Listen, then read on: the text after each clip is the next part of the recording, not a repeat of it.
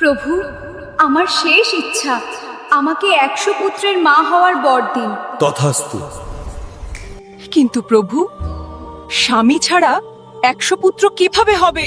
এই এক প্রশ্নেই মুহূর্তের জন্য থমকে গেলেন স্বয়ং যমরাজ।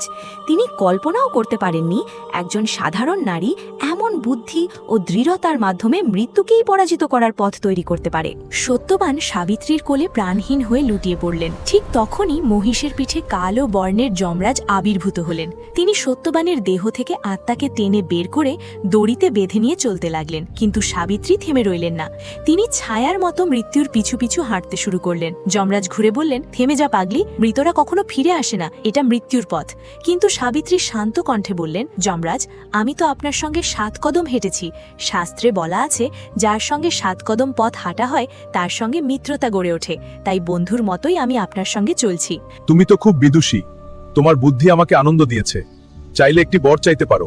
সাবিত্রী বললেন, আমার অন্ধ শ্বশুর যেন আবার চোখের দৃষ্টি ফিরে পান এবং তার হারানো রাজ্যও ফিরে পান। তথাস্তু, এবার তুমি ফিরে যাও। কিন্তু সাবিত্রী তবুও তার পিছু পিছু চলতে থাকলেন। যমরাজ আবার বললেন, এখনো যাওনি? অনেক দূর চলে এসেছো, এবার ফিরে যাও।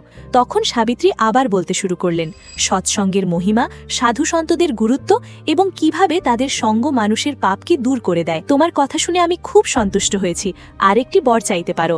সাবিত্রী বললেন, আমি চাই তার যেন পুত্র সন্তান হয়, আমার বাবা মায়ের যেন আরও সন্তান হয়, যারা ভবিষ্যতে তাদের রাজ্য চালাতে পারে। যমরাজ বললেন, তথাস্তু।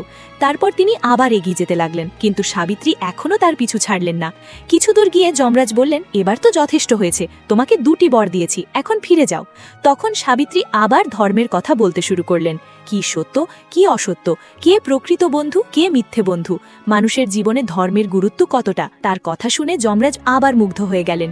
তিনি বললেন, ঠিক আছে, শেষবারের মতো আরেকটি বর চাইতে পারো। তখনই সাবিত্রী বললেন, প্রভু, আমার শেষ ইচ্ছা, আমাকে 100 পুত্রের মা হওয়ার বর দিন।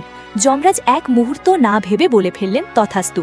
কিন্তু যেইমাত্র যমরাজ এই বরের আসল অর্থ বুঝতে পারলেন, তার পায়ের তলা থেকে মাটি সরে গেল। কিন্তু প্রভু, স্বামী ছাড়া 100 পুত্র কিভাবে হবে? শেষ পর্যন্ত তিনি হাসলেন এবং বললেন, তুমি জিতে গেছো সাবিত্রী। তোমার ভক্তি ও নিষ্ঠা আমাকে সন্তুষ্ট করেছে। যাও, তোমার স্বামীকে আমি তোমাকে ফিরিয়ে দিচ্ছি। এইভাবেই সাবিত্রীর প্রেম ও প্রজ্ঞা মৃত্যুকেও পরাজিত করেছিল। কাহিনী ভালো লেগে থাকে তাহলে ভিডিওটি লাইক করুন, চ্যানেলটি সাবস্ক্রাইব করুন।